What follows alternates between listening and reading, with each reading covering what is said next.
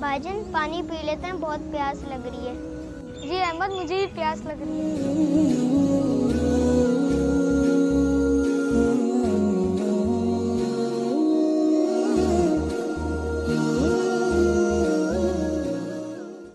अहमद इधर आए, बैठ कर पानी पिए।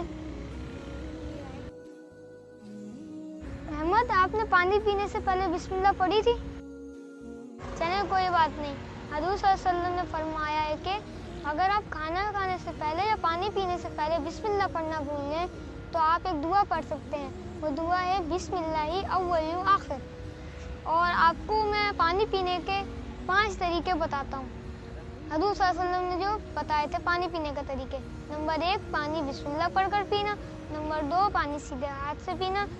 नंबर 3, पानी देखकर और बैठकर पीना। नंबर 4, पानी 3 सांस में पीना। नंबर 5, पानी पीने के बाद आखिर में अल्हम्दुलिल्लाह कहना। आई आपको बात समझ में? आइंदा से ऐसा करेंगे? अगर आप लोग भी हजूर सल्लल्लाहु अलैहि वसल्लम के बताए हुए तौर तरीके पर पानी पिएंगे तो आप लोगों को भी सवाब मिलेगा। जज़ाकुमुल्लाहु खैरा।